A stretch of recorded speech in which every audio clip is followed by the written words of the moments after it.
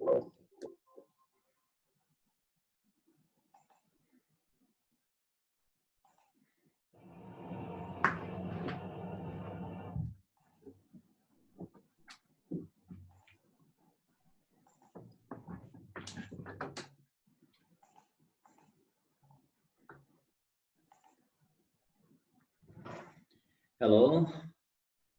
Hello.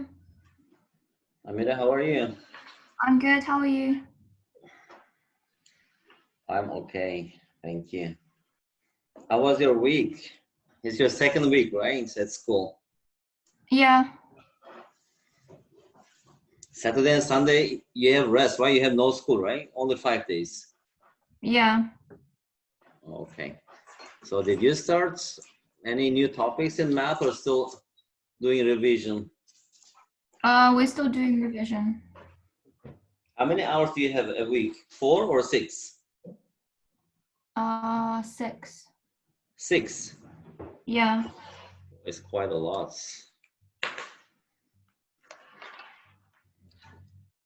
Okay.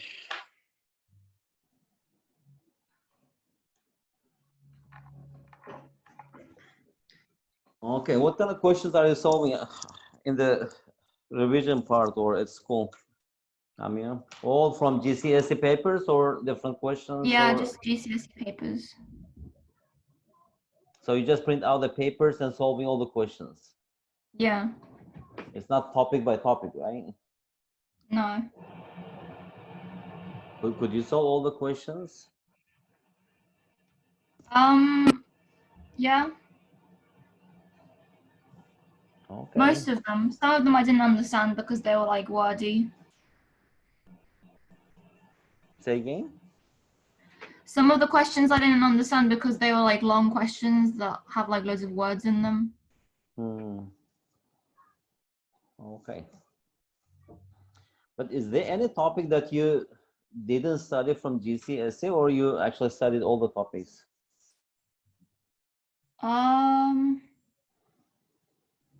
Most of it was on stuff that we've done. My teacher wouldn't let us do stuff that we haven't done yet. I see. Good. Okay. So what are we gonna do today, Amira? You actually studied all the topics. So we will continue doing some revision and so have some discussion. And maybe sometimes if you have any question that you didn't have time to solve at school, we can discuss it here. Actually, we are only meeting once. We don't have much time, but still, that if you want to discuss something, just feel free to bring it here. And also it will be, how to say, different experience if that question is new for me. So, as you know, now we are in chapter 6. Chapter 1, it was about quadratic equations. Chapter 2, I think indices, surds, and chapter 3, what is it? What was about chapter 3? What did we learn? Linear inequalities. Oh yeah. Right? Chapter 4, simultaneous equations. Chapter 5, chapter 4 maybe coordinate geometry and matrices. So now, Amira, here we have application of math or mathematics in practical situations, and I'm sure you have studied this in grade 9. And we're just going to see some applications. Of course, math has a lot of applications in different fields, almost in every branch of science, math is involved. But here, we're just going to see a few problems in our daily life in buying and the selling and the profit and loss problems, interest problems and taxation, personal and household finance, and convert from one currency to another, interpret tables and charts, and use graphs in practical situations. And there is nothing to teach here. The only way to learn these concepts is we have to solve problems, because after all, this is application. This is not something new. And of course, if you are not familiar with some concepts, I'll try to explain, give you some idea. If everything's okay, we'll just practice some questions together. That is how we go through this chapter. Okay? Okay. So that means that you should be ready all the time with pencil, Amira, and you can just write it and solve it. If you get stuck, I will help you, and in this way we will just learn how to say this chapter. And here I just listed a few words, maybe for you, you're actually are familiar with all of these things, this profit, loss, cost price, selling price. I just want to ask about a few things here. This GST, do you pay GST in UK? I mean, when you buy something at supermarkets or somewhere. No, How about when you go to a restaurant and eat foods and I'm not you, too sure, but I know we have VAT. uh, and also GST usually like at the airports or at restaurants. Most of the time, actually, people do not notice this, but when you just pay something at the bottom of the receipt, you see this thing, GST, like usually 5% or something, and they charge extra because they also offering service. That's why they charge this. And also at the airport, especially, we see this GST. And VAT, value added tax, I think when buy something in most countries, even if you just buy something from the supermarkets and they just in the receipts calculates the item price plus they just add this VAT. In Cambodia, it is 10%. This GST also, it depends on the countries, but at least you'll have some idea. Usually in this part of the world, like Thailand or Singapore or Malaysia, when you buy something, you need to pay GST, 6%. That is goods and services tax. Even if you stay in a hotel, let's say that, okay, one night is $50 plus 6% GST. And also Singapore, it is something like this. Of course, now Malaysia, they have new prime minister. Actually, he removed this GST. You don't have to pay, but still in Thailand and Singapore, we have to pay. Anyway, it's a kind of tax. So let's start with profit and loss as a percentage of cost and sale price. And it's just, this is simple formula, and we don't have to know a lot of things to understand that thing. We know that business, everything involves money. We call this business, especially involves profits. When you buy something, like for example, just go to the bookstore and buy a book, and after a couple of months, if you finish reading that book, you may not want to keep this, and you want to sell this to somebody else. So usually, since it is used, actually just offer some discount, right? Or the just sell this at lower price than buying price. So the difference, like you pay $50 and sell this for $40, the difference, we call this, um, here you're losing, you call this loss. And if you buy something, bicycle, buy from Germany and bring it to UK and sell this at higher price, and what is it, you make a profit.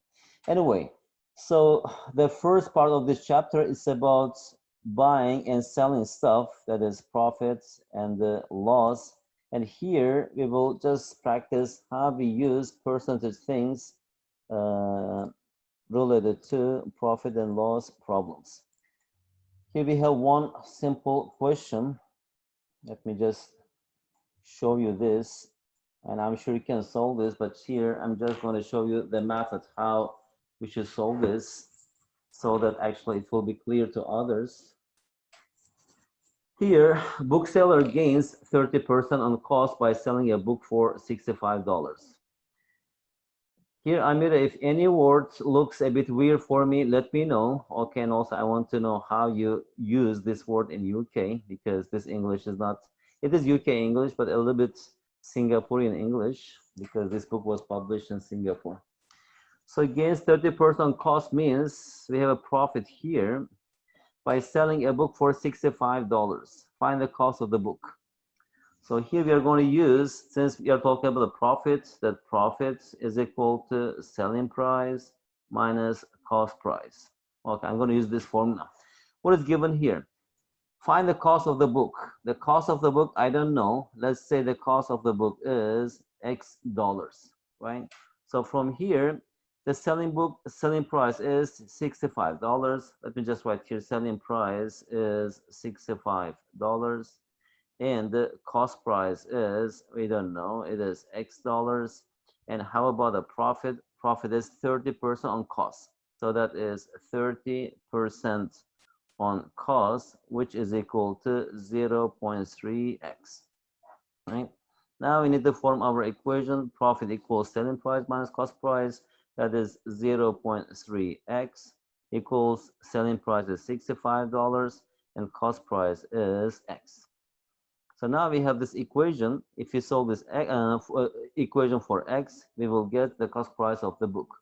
So from here, it's just a linear equation. X is equal to, take to the left-hand side, 1.3, and divide by 65 by 1.3, which is equal to 50.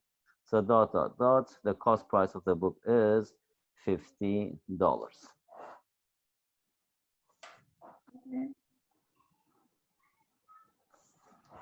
And this is usually, I'm just trying to show you how I solve this kind of questions. And if it's number one, write it down, what is given, the given information.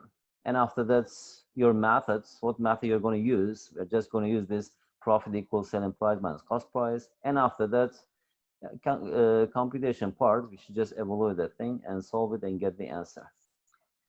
Now, second question is for you, Amira. Can you solve this in similar way or in your own method? Let me see how you solve this problem.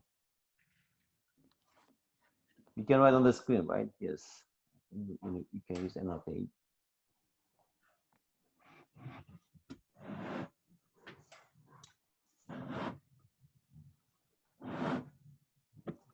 First, can you read the question? Desmond receives 400 kilograms of bananas, for which he pays $0.75 per kilogram. On average, 8% of the bananas will spoil. Find the selling price per kilogram to obtain a 75% profit on cost.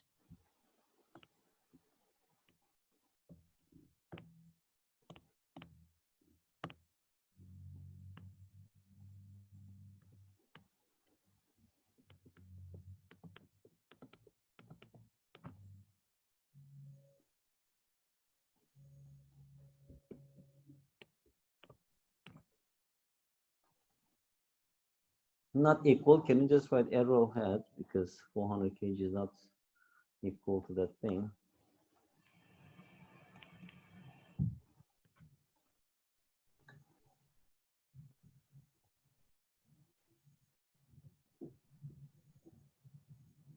How are we going to solve this, Amira?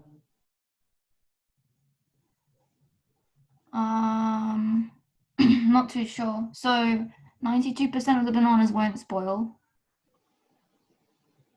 Left, you mean, not spoiled. Okay. Yeah, they won't spoil. So simply again, it's about selling and buying, right? So we need to find the first total cost price. Let's say the C.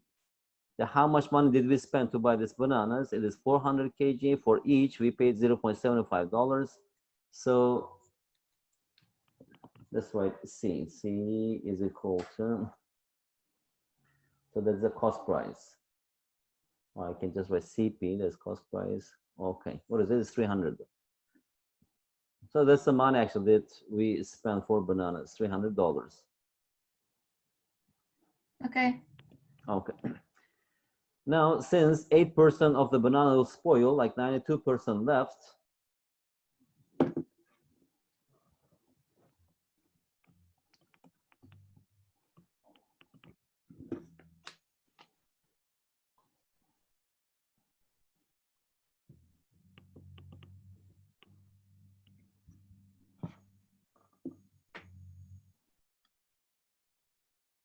So that much of his money will have value.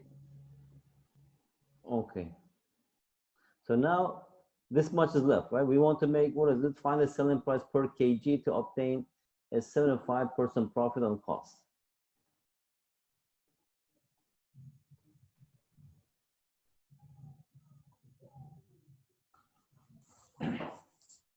Okay, first, again, our profit is equal to cost price minus selling price. But instead of this, that amount, this 400 kg, right? 400 kg. How many kilos of bananas are left for sale? It is 92%. Let's find the percentage of kg. 92% of 400 kg, that is equal to, how much is it? 0.92. 0.92 times 400, that's equal to 368 kg of bananas we have here. And let's say the selling price is X dollars, so that we will make 75% profits. Okay, that is a cost price, and this is the selling price, and that's our profit. So we want to make 75% profit on cost. So what is the cost price? Cost price is this, right? We spent $300 for bananas, and 75% is here. So the profit should be, what is it? 75% of $300. That's equal to, cost price is, how much did we spend? 300. Here we have 300 minus, oh, here we should write selling price minus cost price. And the question is, find the selling price per kg, right? How many kgs of banana we have? 368. 368. And each kilo of banana we need to sell at this price, X dollars. So X dollars minus cost price. What is the cost price? Is $300. So that's our equation, right? So the 75% on the cost. $300 is cost price, and here is the cost price. Selling price minus cost price, it gives us the profit. Right? And after that, from here, 368x equals 0.75, 300. So that is 1.75 times 300. So what is x? X equals 1.75 times 300 over 368. Okay, the first part, usually these kind of questions, you try to express the selling price or cost price or what is profit in terms of the given information. And after that, you need to write the equation and substitute the given information into this equation and form the equation and solve it. So here in the question, we know the cost price. Actually, we are buying 400 kg and the 80% spoiled, so 92% left. So we have 368 kg of bananas left, because in the question they are asking selling price per kg. So that's why we better express the selling price per kg. This X dollars per kg. Okay? All right. So let's finish this. It is 1.75 times 300 is divided by 368. Since we are talking about money, let's just leave it correct, the two decimal places. That is 1.43. So the answer is we have to sell each kilo of banana for $1.43, so that we will make 75% profit on cost. Okay.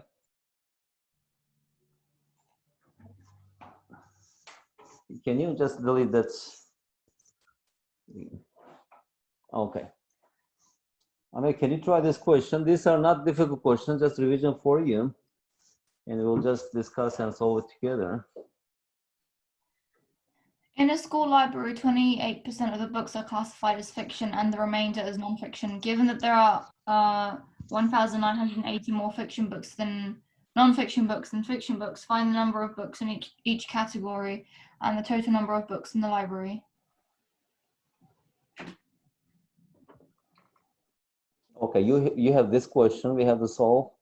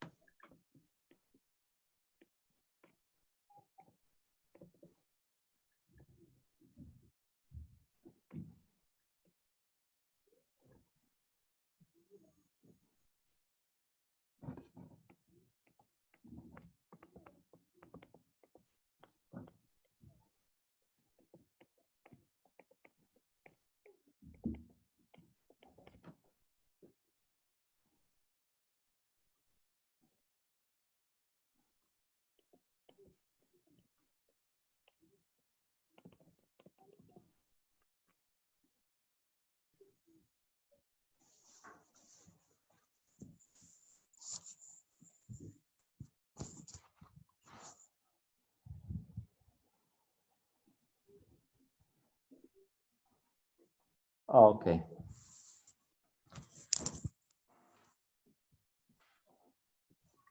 Finished? Yeah. I mean, how you are thinking, that is correct, but that's also actually your method calculation. But the only thing is, for example, here, maybe you are writing on the screen and trying to solve this fast. That's why you are making this mistake, especially in GCSE, for example. Even they pay attention to this. Here, when you're writing equal sign, these two things are not equal to each other. Number one, because here on the right hand side, 72 minus 28, that's 44. On the right hand side, we have 44%, which means 0.44, right? And also here, you're writing 198 equals 44%. Okay, 44% of what? All right. So, Okay. but in general, how you're thinking, that's correct. But a little bit, if you solve this in a more, maybe not organized, but what I suggest you here is starting with, okay, here, find the number of books in each category and find the total number of books in the library. If we just start let n be the total number of books in the library, then I can just make a table here. Here we have fiction books and non-fiction books, right? And total number of books. So here we had 28% of the books are classified. So here we have 28% of n. So this one is 72% of n. So now we can see the number, right, from here. Okay, here, if n is the total number of books in the library, that means that 28% of those books are fiction books. And 72% of those books are non-fiction books. Now, if you just simplify this, that is 0.28. And this one is 0.72 n, and it says that given that there are 1,980 more nonfiction books, so that means that from here 0.72 n minus 0.28 n, that's equal to 198. And after that, from here you can just solve this. N equals 4500. So here fiction books 0.28 times 4,500, non-fiction books 0.72 times, but here, as you see here, it's more clear. I can see that n is the total number of books. From here, 28% of n, that is fiction books, 72% of this. But here, how you're calculating in your mind, that is correct. But here in the paper, these things are wrong. That's why they may deduct some points for such, how to say, work. Because also you need to show your steps clearly and correctly. Okay. Good. Let's continue because it has also part B. Now just keep in mind those numbers. Okay. It is 1 to 6, right? Fiction 1 to, is it 1 to 6? Yeah. 0. Non-fiction 3 to 4.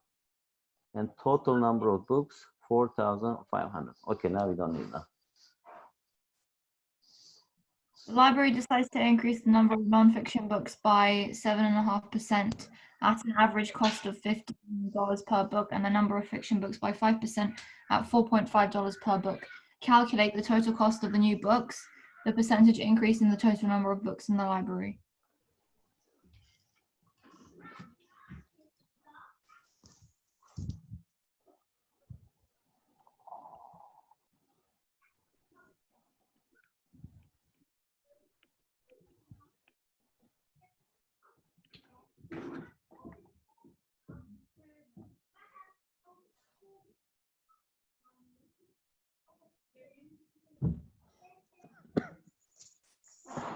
It's non-fiction books, right, Amira?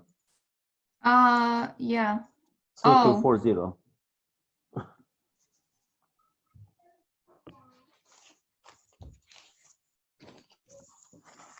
Can you also just write I? That's the first part of the question, the solution.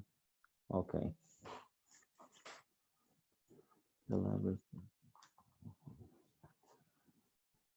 Oh, wait, increase. Okay. That's wrong.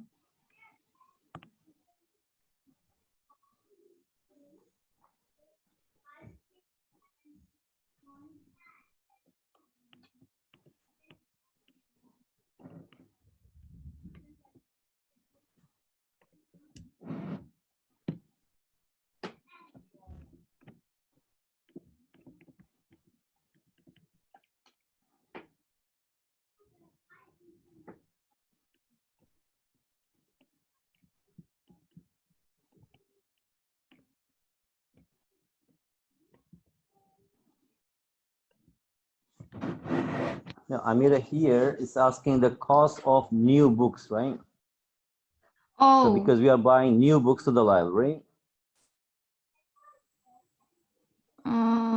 so I don't need to work out that. Yeah, you should buy first, actually, 7.5% of that's 3240.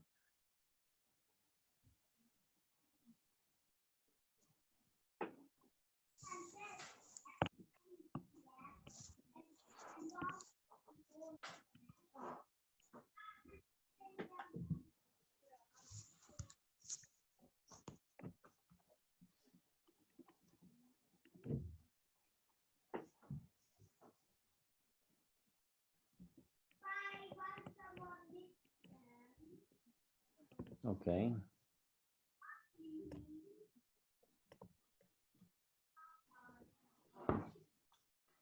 Cost of new books.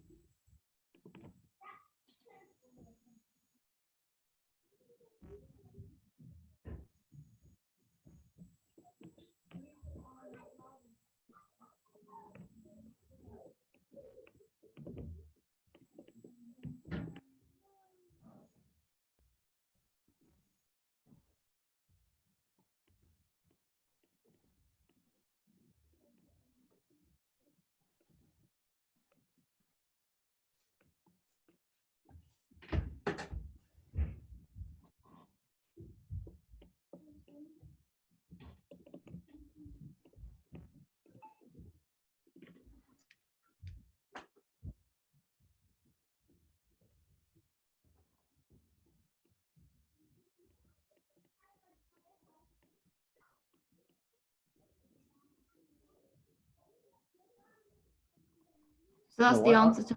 why are you adding 63? Oh, oops. I thought that was the other cost.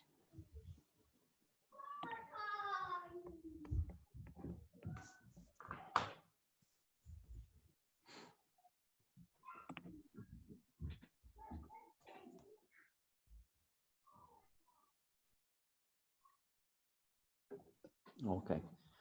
So this point actually, 3926. Okay, when it is money, you can always leave your answer corrected 2 decimal places.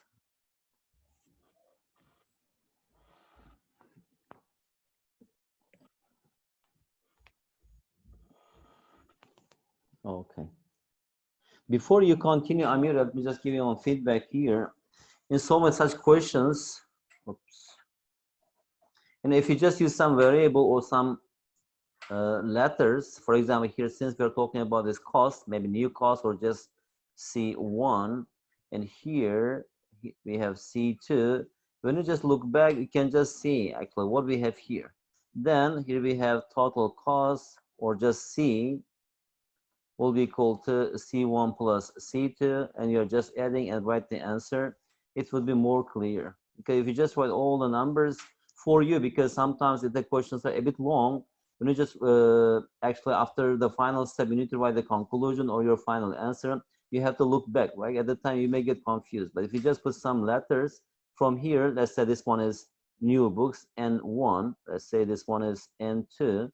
When I look back, I can see, these are the number of books. This one is a new cost. This one is the number of books. And this one is a new cost. So we need to find the total cost. Total cost is, here we have 2 different costs, C1 and C2. So that is C1 plus C2. That's equal to the desired answer. Okay. Okay. Okay, now let's answer the second part, the percentage increase in the total number of books in the library.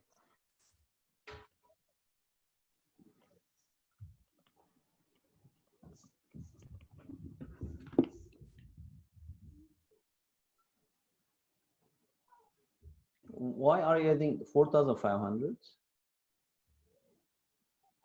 So that's the previous total. So if you add it, you know the new total now, and then you can work out the percentage increase. No, it says Right? percentage increase means here we had this many books. Now we Mhm. added this many books, right? So we have to express this new added books as a percentage of these books, right? Because we are adding to this number. We Oh, had this many books, right? We are adding this. So it says the percentage increase. So this many increase. So we have to just express this as a percentage.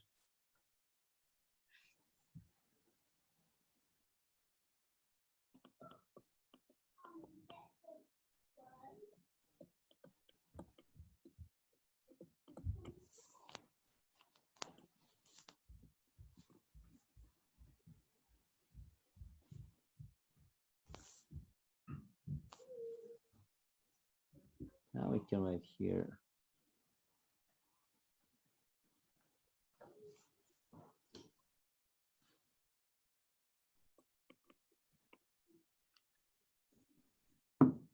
%6.8.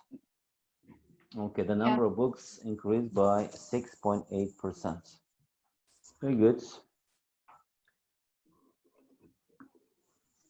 Okay. And delete, also I can delete. Let's do a few questions about simple interest. After that, you'll have break. I mean, did you study about interest? Yeah. Okay, then Simple. you have some, yes, you have some idea. In general, actually, when we talk about interest, we have three different interests. The first one is a simple interest. Second one is compound interest, and third one is, what is it? Continuous interest. But here in GCSE, actually, there are questions only from simple interest and compound interest. Anyway, I think you have some idea. Or when we talk about simple interest, simply it's just the money, right? Sometimes banks actually we can just save our money in the bank, so that's when we just save or keep our money in the bank as a reward, the bank pays some amount that is called interest. And also there are three different ways of calculating this. One way is simple interest, second one is compound, and third one is, what is it? Continuous interest. Anyway, here simple interest from its name actually, what is it? It's just quick way of calculating interest, right? Every time, for example, let's say you have $1,000, or let's say $100, and when you just save or keep this money in a bank, the bank says that, okay, you are just giving this money to us. We are going to use this as a reward. We are going to pay some amount. Now we have to develop this technique. Okay, how can we evaluate this? Because there are a lot of people are investing their money, and they say that, okay, we offer you like 5%. That means that at the end of each year, they just add 5% of the deposit or that invested money to your account. But every year, at the end of each year, they just actually use the what is it, initial deposit, right? When we just calculate this based on the initial deposit, that is called simple interest. Actually, also tax, it is calculated in this way, and a lot of things. What a simple way of calculating interest. Anyway, that formula, as you remember, that is I interest, simple interest formula equals PRT.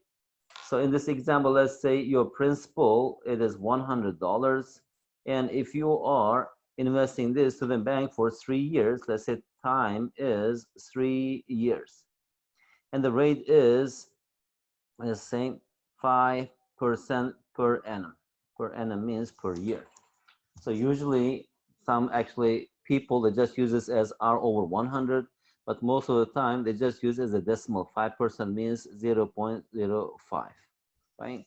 So for example, here at the end of the first year, actually you are you have this much money. The bank used this money for 1 year and says that, okay, now as a reward, we are going to pay 5%.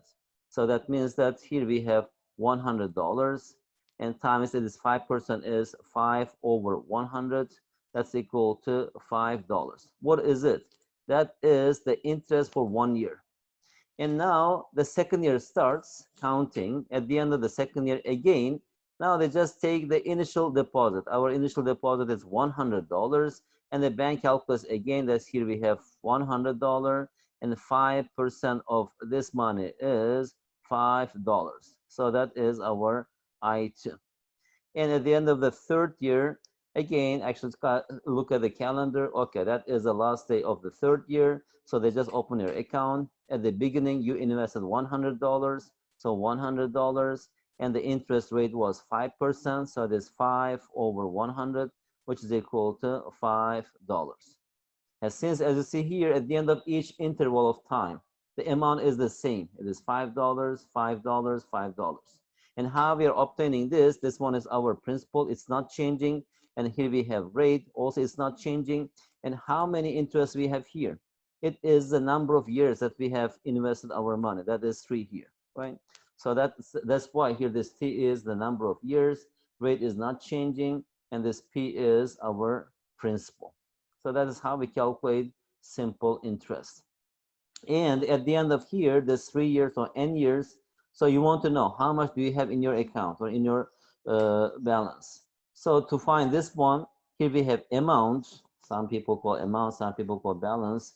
Anyway, let's say this amount equals your principal that you invested plus that money earns some money. That is simple interest, right? That is how we find amounts. Let's say one question, and after that you'll have a break. Also in this kind of questions, first we have to read the problem until we understand. After that, you need to write down what is given. Then we have to use a formula and solve it. A man borrows $100 for 3 years at the rate of 6% per annum. What is the simple interest he has to pay? So here, principal is $100, and time, it is 3 years. Sometimes time maybe even in months or in weeks. So rate is 6%, and immediately I can change this into decimal. It is 0.06. So the question is, we have to find the simple interest. So I. So what is I? I equals PRT, or also you can just write I like this, P capital RT over 100. But instead of capital R over 100, I just write here lowercase r. Principal is $100, right? And R is 0.06 times for how many years? 3 years. So here we have 6, that's equal to $18. So since a man borrows from the bank at the end of 3 years, he has to return this $100 plus this $18 as an interest. So in the next session, we will just see some questions about simple interest and compound interest. If we have time, also we will see higher purchase. Okay, I'm gonna have some rest. After 10 minutes, we will continue, okay? Yeah. Thank you.